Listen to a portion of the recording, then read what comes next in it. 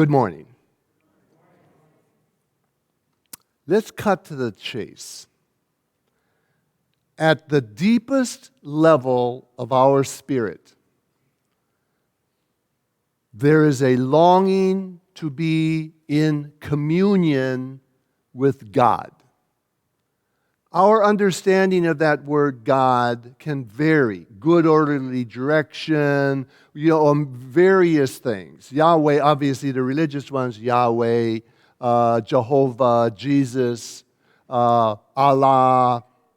But however we see it, that yearning in our soul is, I believe, a reflection of our deepest, sincerest desire to be in communion with God.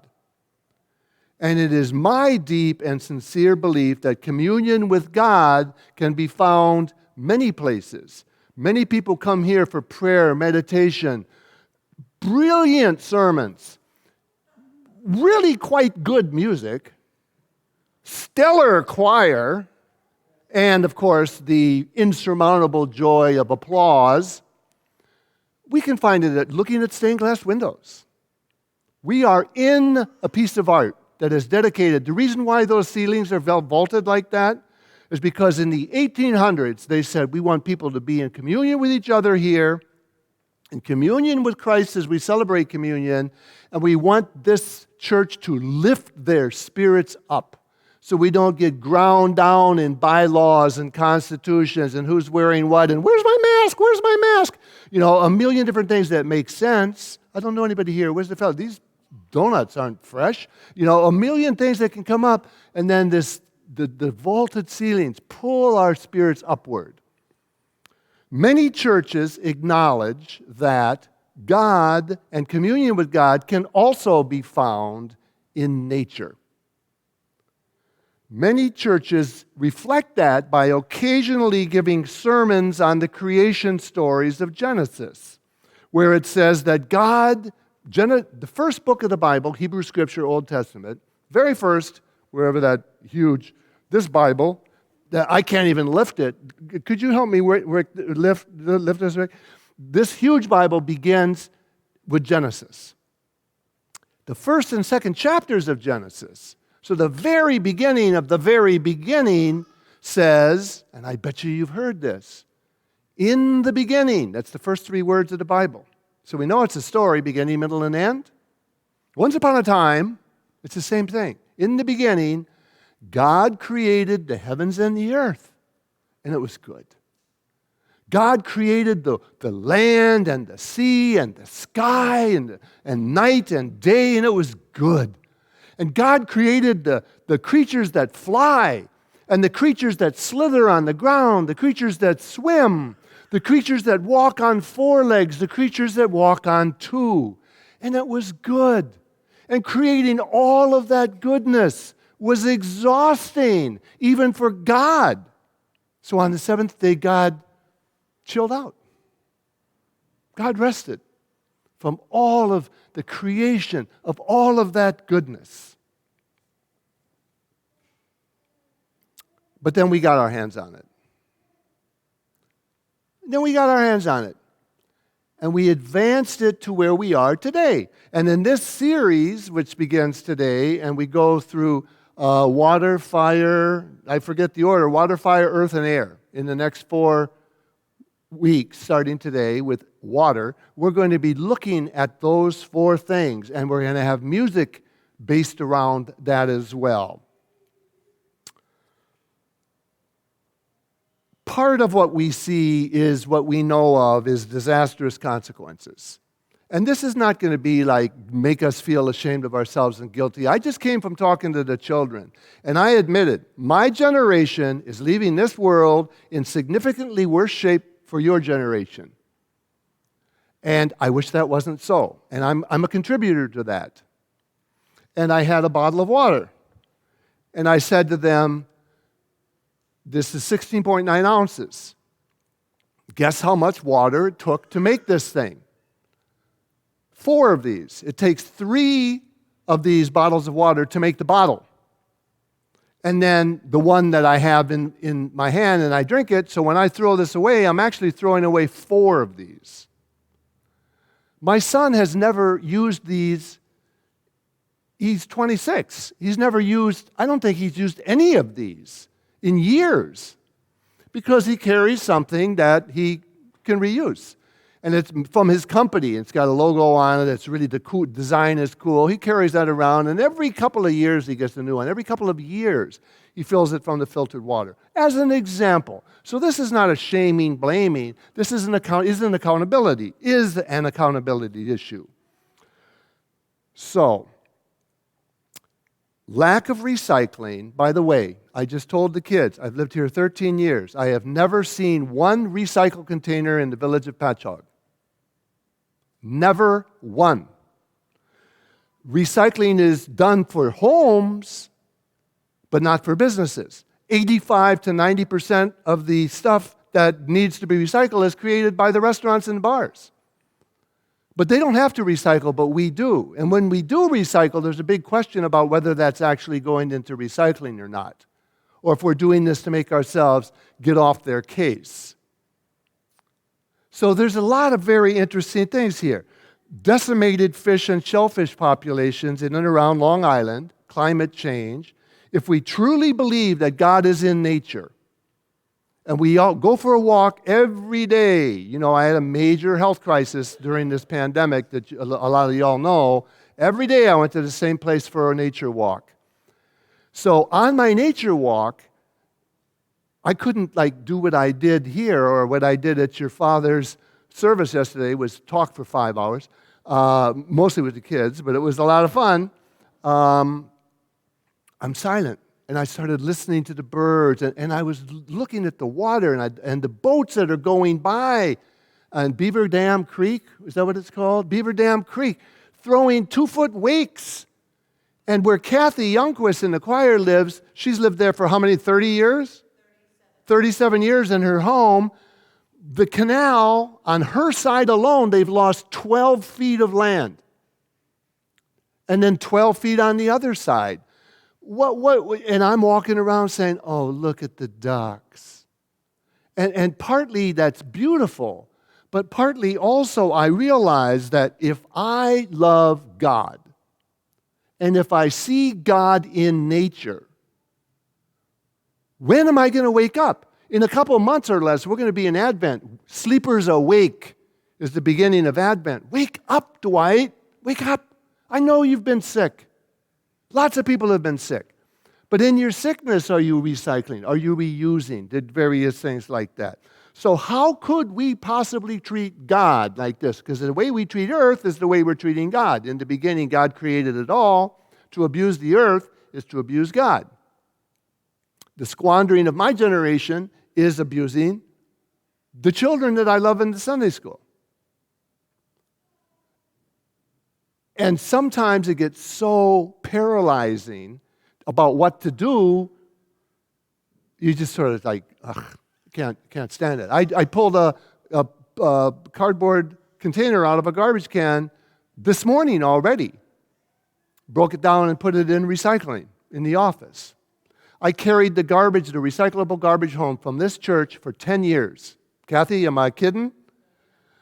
For 10 years, I carried home all of the soup kitchen, all of the food pantry, all of the sanctuary, all of the fellowship hour.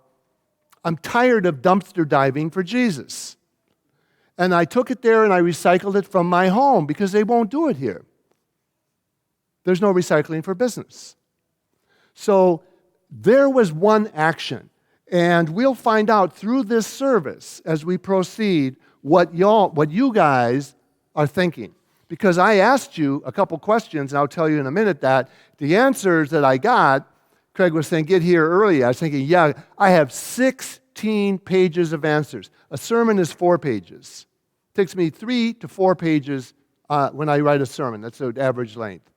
16 pages of answers from some of you, and some of you guys are sitting here in the choir and in the congregation, and some people just Facebookistan people who live in Facebookistan, and commune with us. Good morning, everybody. Persons perhaps like you and me who see God within nature and the whole of life, we can treat it as a living sacrament. Today we have communion. Sometimes we have baptisms. Those are the two sacraments. What about a third sacrament of the way we treat creation? Sustainability as a sacrament, as a sacredness. We do see God in such things as birds, trees, and waterfalls, and I believe God is everywhere, in everything and always. When we look at the light of the skies and the sun and the moon and the stars, we are seeing the graces of God. And we are not saying, I don't think that God is a tree, but that God is in trees, in everything and always. Always and in everything. God is everywhere. From the spangled heavens to the room in which we sit now.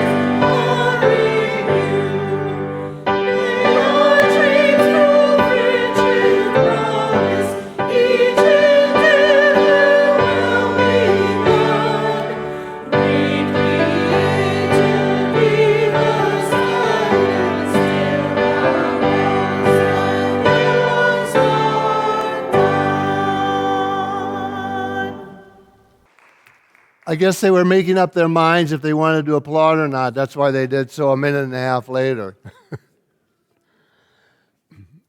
Okay, beautiful song. Thank you. You're going to hear another one. We're going to hear a solo in a minute, and we'll hear the choir again. And by the way, I am very much in this sermon. I only write sermons in a way. I can't write a sermon that isn't about me in some way, because otherwise somebody else would be writing it. But as I was, talking about cardboard and stuff, I'm really trying not to make this a shame and blame game. There's no reason to. Shame is not a motivator. You should be ashamed of yourself. How many times did I hear that as a kid? Well, I'm not, Dad. I thought that. I didn't say it.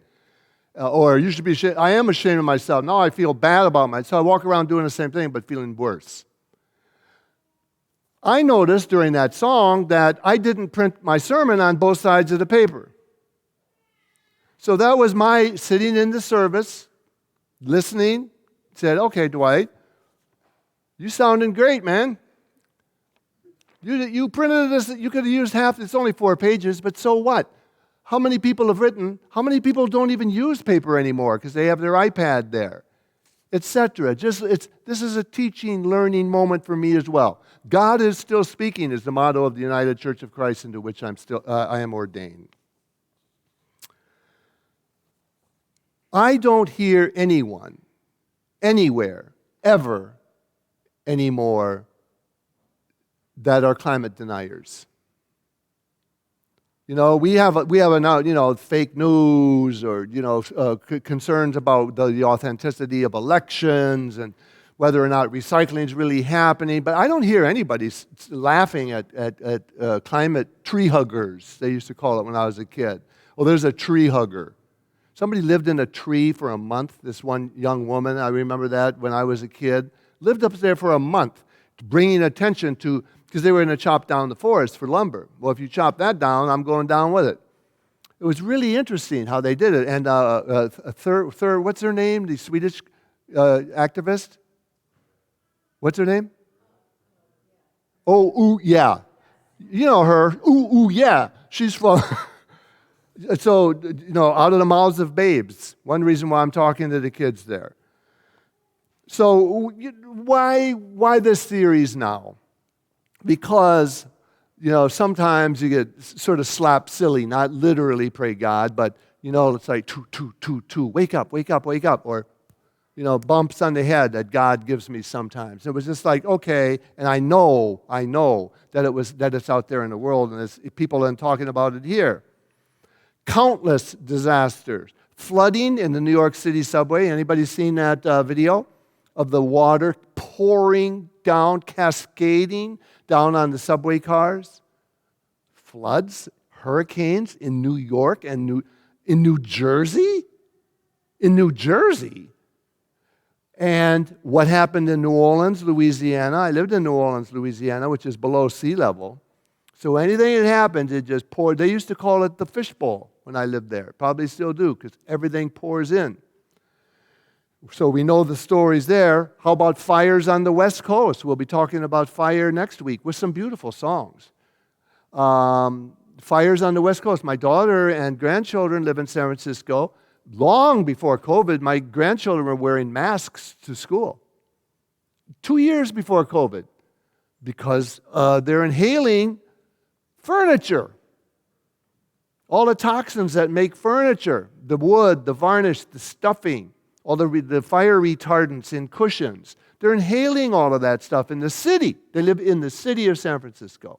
Napa Valley, wiped out pretty much. Entire cities. Climate refugees. What is the world going to do with millions of people who leave their communities? Whether it's in Africa or India, it is we are the world. It's true. What are we going to do with all of these to absorb? How do you absorb millions of people? Everybody has an answer. All politicians have a solution, whether to push it under the table or to embrace it or to change it or to petition the United Nations about it. But it seems that people are jockeying for position. It's almost as if everybody wants to rule the world, but nobody wants to save it. Everybody wants to rule the world, but they're not as willing to do what they need to do to save it. The answer clearly can't be, but we need to admit, wanting to rule the world and to be the pontificator about things like this and to do nothing in its wake, wanting to rule the world is not a solution.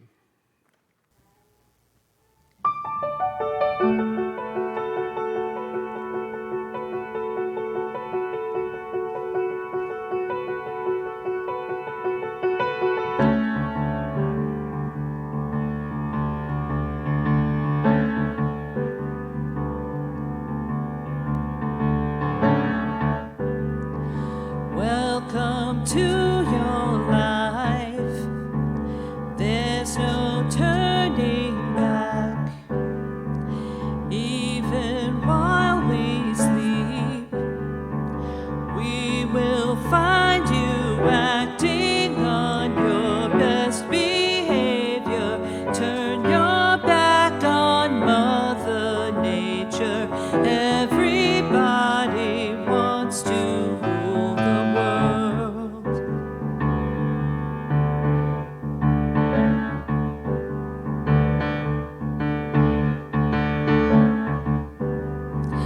It's my own design It's my own remorse. Help me to decide. Help me make the most of freedom and of pleasure. Nothing ever lasts forever. Everybody wants to rule the world. There's a room where the light won't find you. Holding hands while the walls come tumbling down. When they do, I'll be right behind you. So glad we've almost made it. So sad they had to fade it. Everybody wants to rule the world.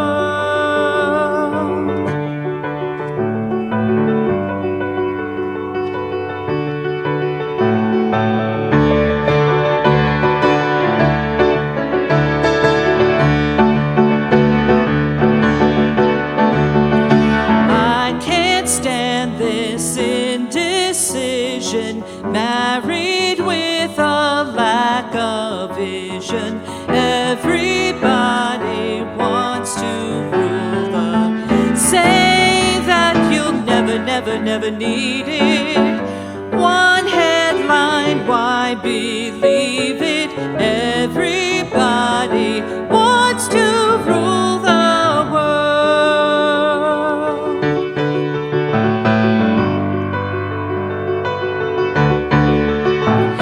All for freedom and for pleasure. Nothing ever lasts forever. Everybody wants to rule the world.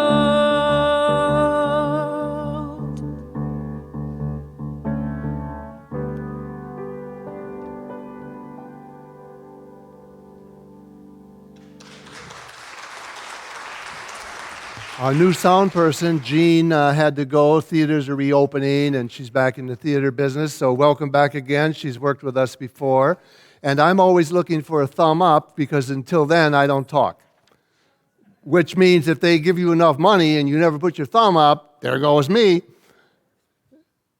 Tex, I heard you playing drums at Aaron Kelly promoted and sponsored, I believe, Almost Home Pet Adoption Benefit, which was a tremendous success, and they raised food for the food pantry. But I was talking about and showing your picture to Craig behind your drum kit, and he wants to adopt you. So we'll adopt the dogs, but he adopts you. As a matter of fact, Craig did get his dog from Almost Home Pet Adoption. Our piano player here and choir director. Okay, so in addition to the water being mentioned in Genesis stories, there's other things. Psalm 24 you could look at, or how about Noah and the flood? Talk about water. Talk about flooding. Because I always think, like, we were talking yesterday at your father's funeral about the messages that are brought to real life so that they have something to do with what's going on in the world today. And those are things that we try to do. And I always think of these old stories that have nothing to do with nothing. Yeah, right, Noah and the flood. Noah and the flood. And so what happened in that time? How do you survive the flood? And you're floating for 40 days with all the creatures of the earth that are there, and you're waiting, you're sending out a bird, and then comes back empty-handed, Finally comes back with an olive branch. Remember the olive branch piece or whatever? The olive branch became a symbol all the way through Julius Caesar, who used olive branches in parades. So it comes back, oh, that bird must have found land. It must have found land. That means the waters must be receding. Where all you want in life is for the flood waters to recede. And how spiritually, sometimes, I told you I was sick during the pandemic. I really wanted the waters of cancer to recede. There are other people sitting here who had cancer during the pandemic at the same time. Lisa gave birth during the pandemic, and a child is still talking about it. So a lot of things happened, so that kind of flooding. And also, Jesus walked on what? Jesus walked on water. I told the kids we'll be doing communion, so we have the grape juice here. So without water, you don't have grape juice, etc., etc. So in this era of climate change and whatnot, it's also good just to think about water. You can last much, much longer without food. Nobody goes on a 40-day fast from water. But you can fast for 40 days on food. Jail protests, you know.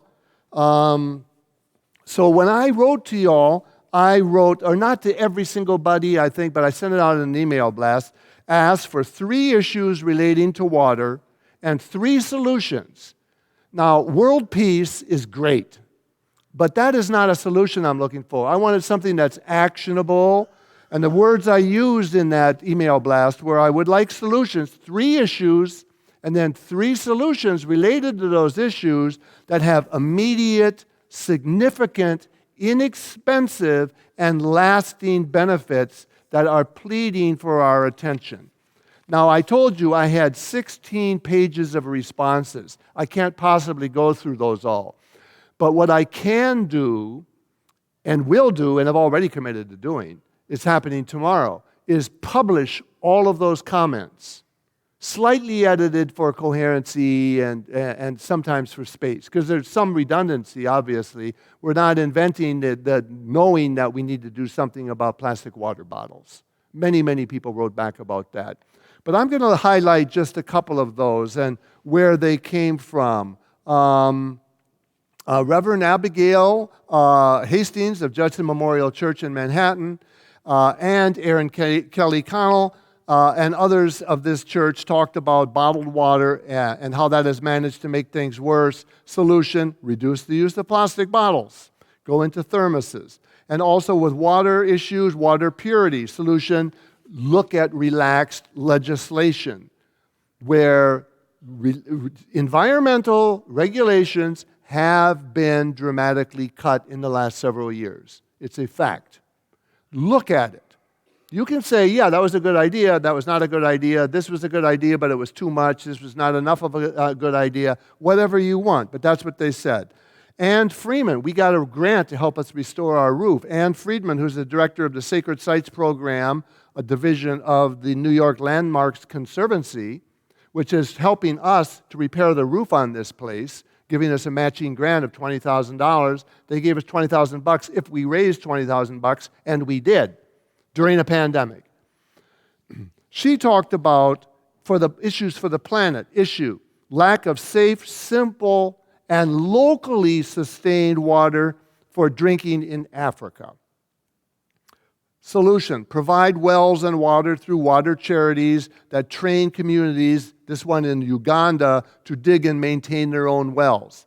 What I had seen years ago, you know, it's not a merry-go-round because that's the thing where you get on the horses, but they're in playgrounds. I always throw up whenever I did it as a kid, and I was happy to throw up. You run and run and run, and then you jump on them and you hold on, and it spins around and around and around, and you lean back. And they never plant trees near these things, of course, because of the brain matter. Talk about pollution. So I don't know what those are called, but you know what I'm talking about, right? Everybody's been on those things. So you run around and around, you jump on them, and then it just goes around and around and around, and everybody's giggling. Some of those are in Africa. And those things are water well pumps.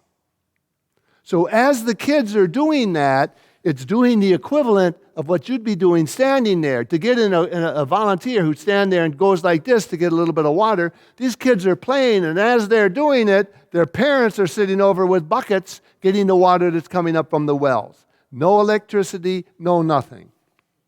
From Diane Larkin, Chair of the Trustees, talking about toxicity in Suffolk water.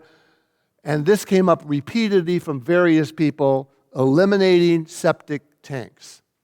Now, there is some initiative, but this problem has been with us for a long, long time. And the seeping out from septic tanks, and some communities have no option because their septic tanks, they're in an area where there isn't sewers.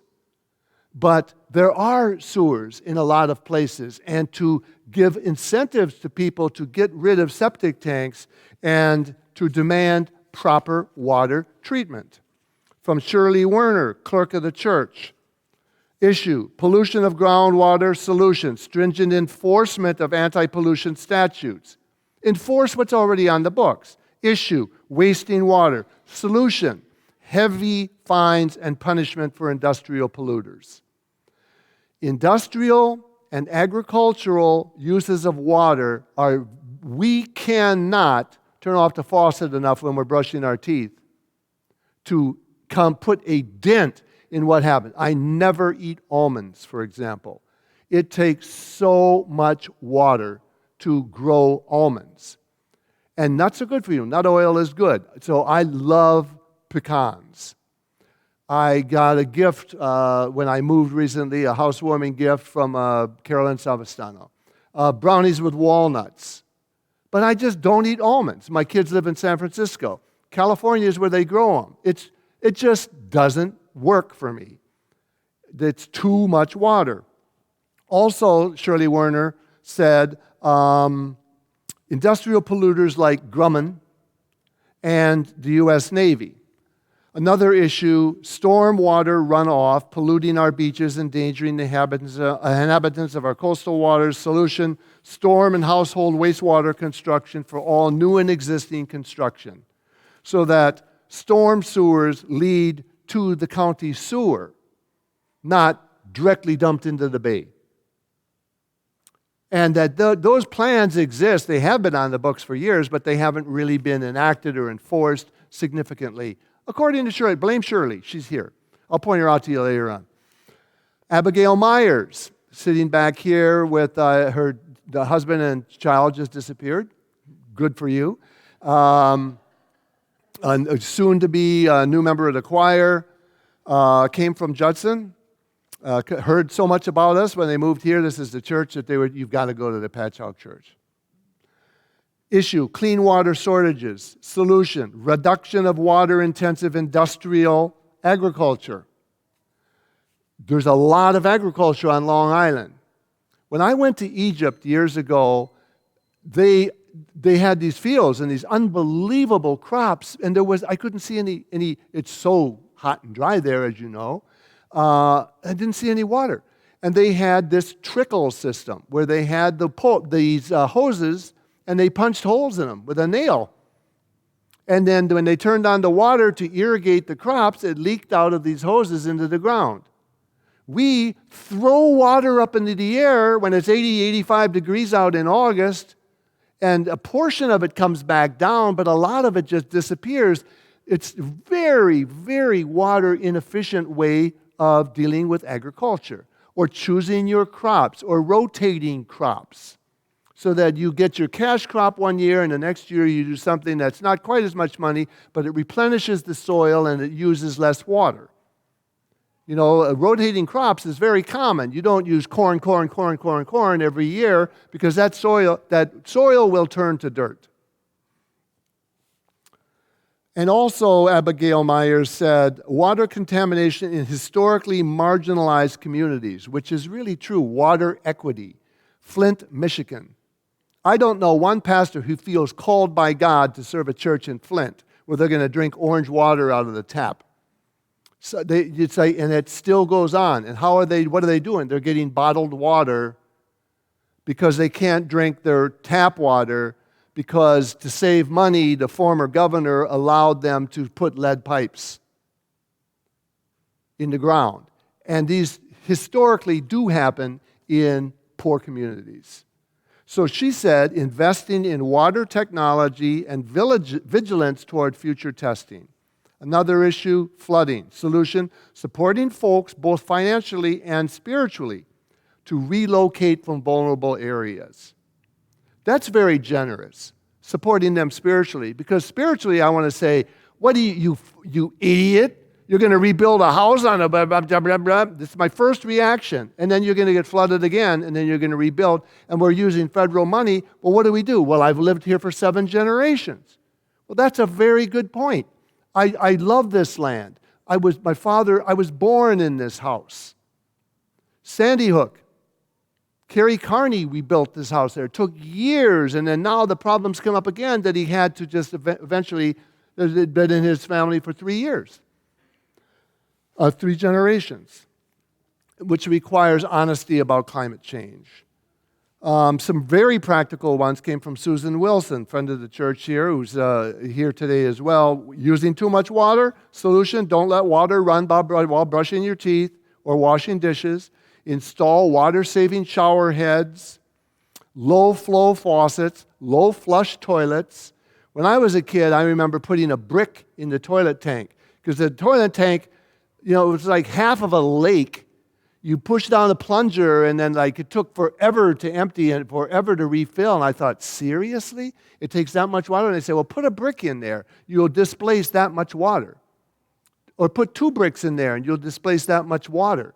So I did that, and the thing worked, flushed just as well. Now we have low flush toilets. All of this is very, very good, of course. Don't purchase produce with plastic packaging whenever possible.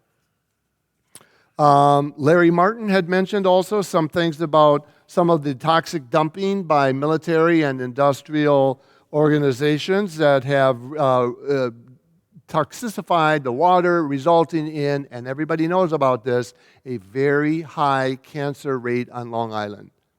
And it's water-related. Everybody knows it. It's affecting our children. My son I raised here for 13 years drinking this stuff, and we have incidences of breast cancer and other forms of cancer that are undeniable, and they are in these areas. And people think, well, elect the guy who's going to want to rule the world, and he can talk about it, he or she will talk about it, and then do what? So we must ensure that this happens, and that big fines, like a few of you said, or it won't happen. Dennis Sinnott, Kathleen Gubatosi talking about, she's provided a website, no spaces, SaveTheGreatSouthBay.org. SaveTheGreatSouthBay.org. And I checked that out when I saw that reference, and it sounds really good. And you can see from Michelle Berger and many other persons here. Tex wrote in some really good. Aaron Kelly wrote in some things. And we will publish those, but we do have too many of those for today. Dear Lord, pages and pages and pages of them. Another one to conclude this section with.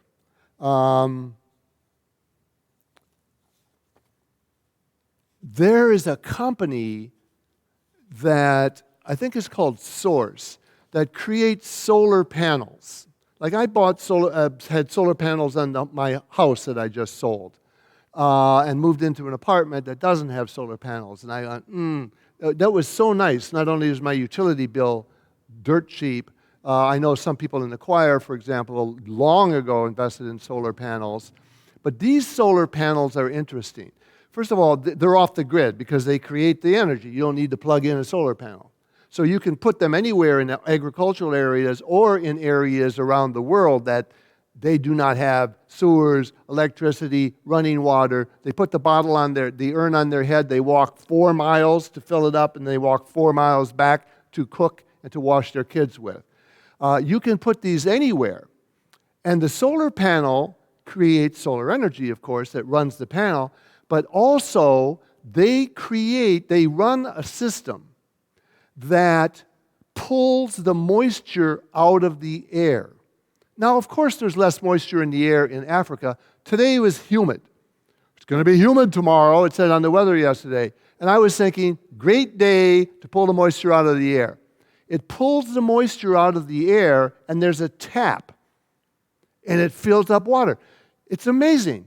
It uses no energy. It pulls the water out of the air and creates water, takes the moisture out, and you fill the buckets, and that's the way you cook, clean with. It's amazing. I can give you that source also, and maybe I will. But in the meantime, water. I'm done talking, and I want to hear another song about not only wanting to save the world, but a song about take me to the water. Take me to the water. Take me to the water. Take me to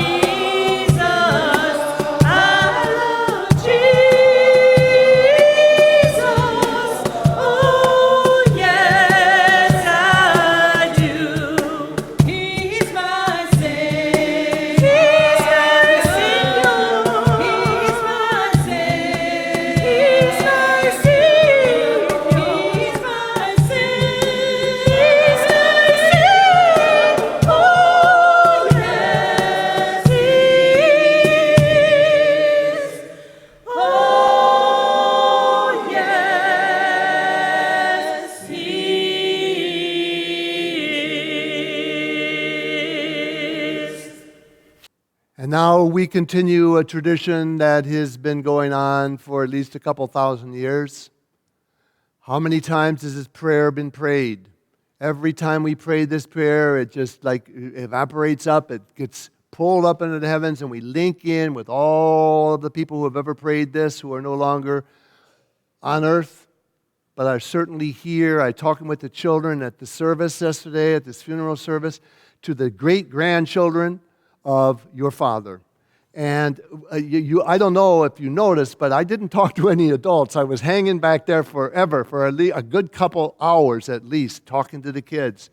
And they were saying amazing things about how it seems like Chris, your grandson, was saying, I have an experience sometimes, and it's not like I'm dreaming it. It's like I'm having the experience, and I know I'm awake, and I'm having it right now, but I feel like I've had this experience before somewhere at some time.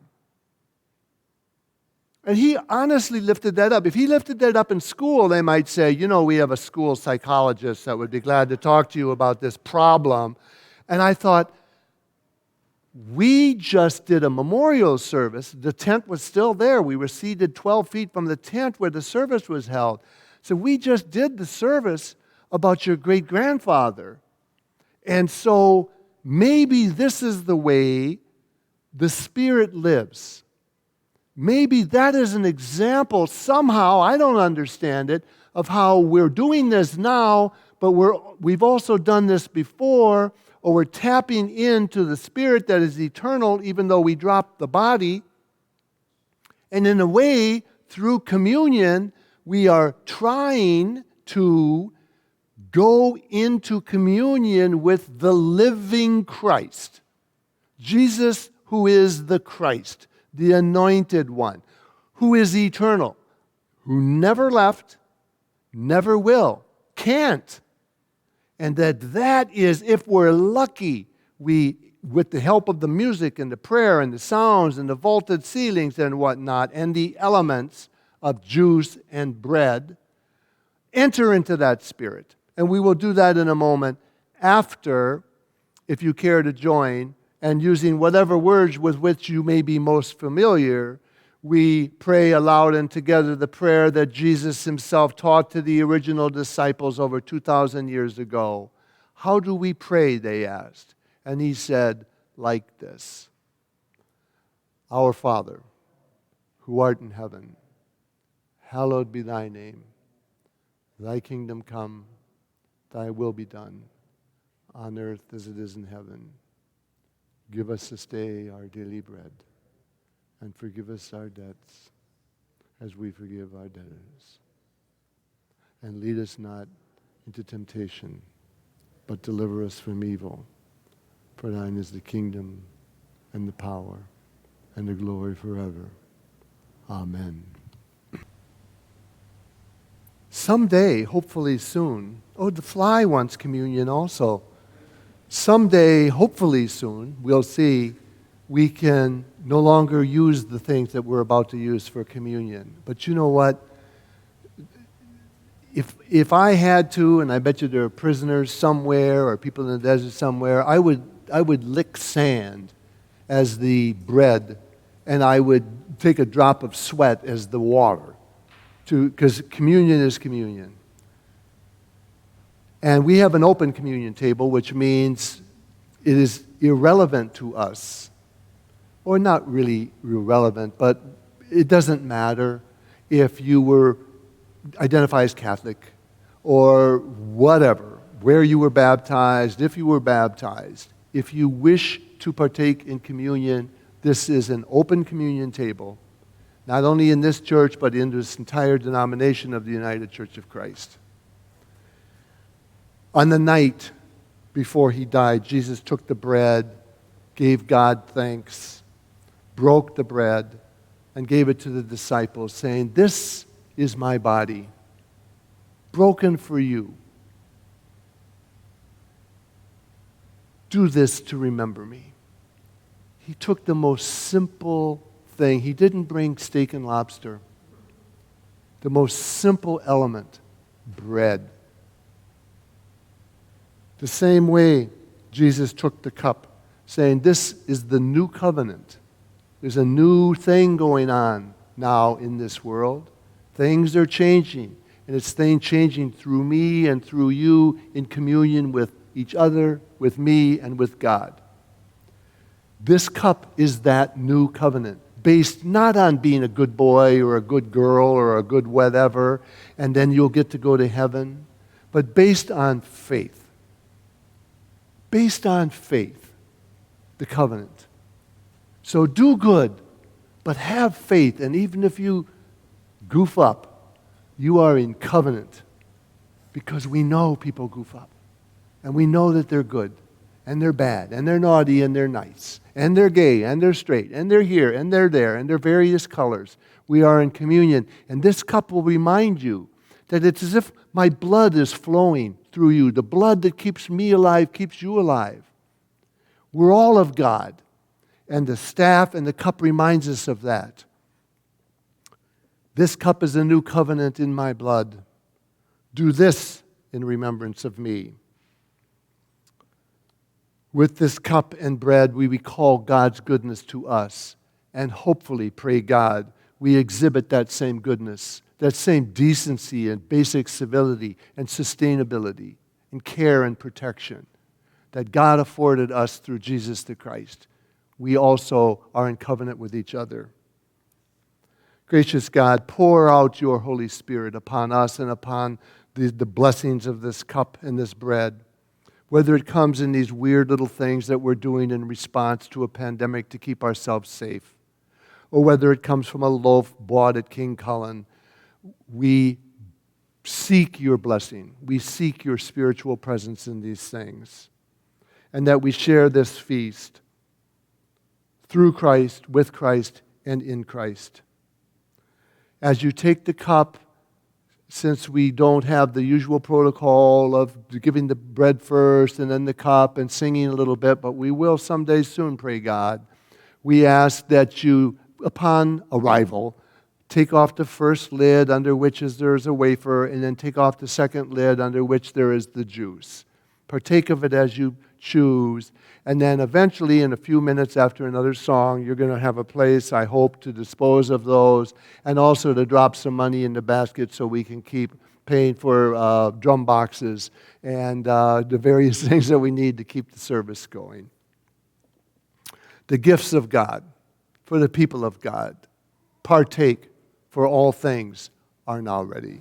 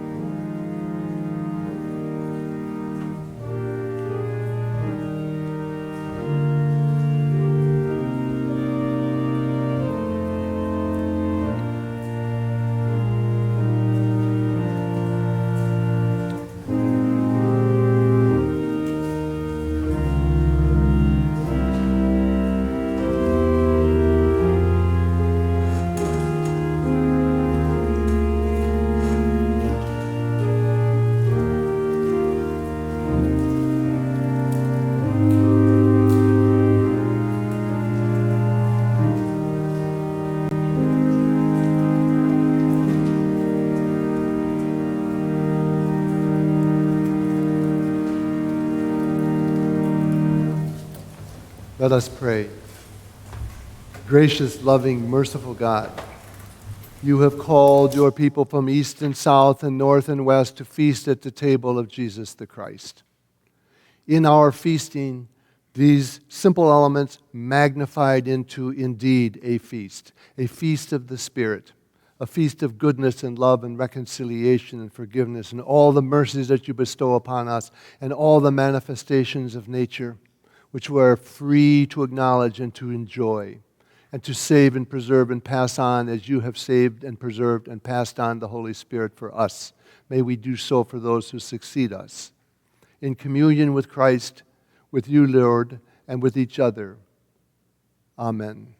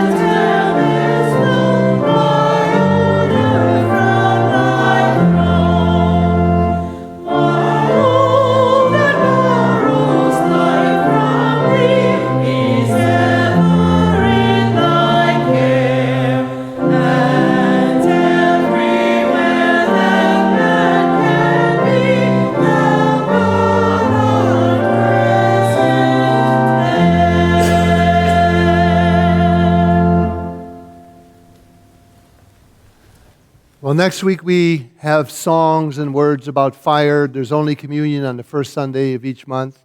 As a gentle reminder, if you're joining us on social media, if you were to type in your email address in the comments section, if you don't feel safe doing that, you can send it to me, dwightleewalter@gmail.com. Communicate it with us somehow. Give us your email address and we'll send you all of those responses that came in about sustainability relating to water. And I don't know if I'm going to do that again about fire, because 16 pages of notes to go through is a bit much, but maybe we'll do that as well. Also, when you leave, if you want to chat and stuff, do so out in the back if you don't mind, because you'll be passing by the gym where the Sunday school kids are, and by law, that hopefully will change soon, not one of them is of an age where they can be vaccinated. So we want to make sure we keep them safe and just carry our conversations out into the hinterland.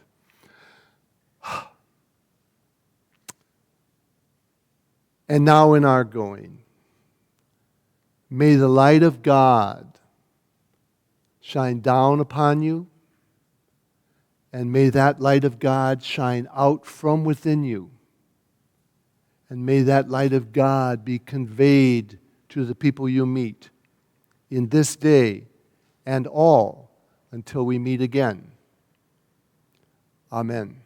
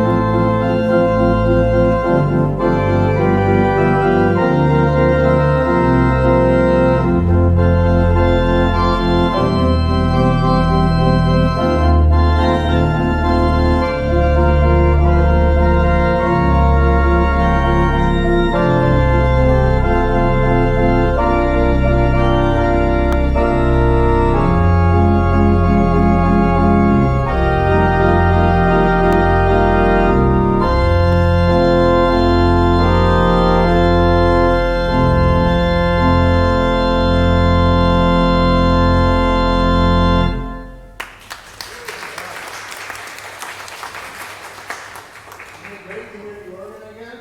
Yes, absolutely. I was thinking that if we give him a little raise, do you think that Craig can play the organ, piano, box drum, and sing at the same time?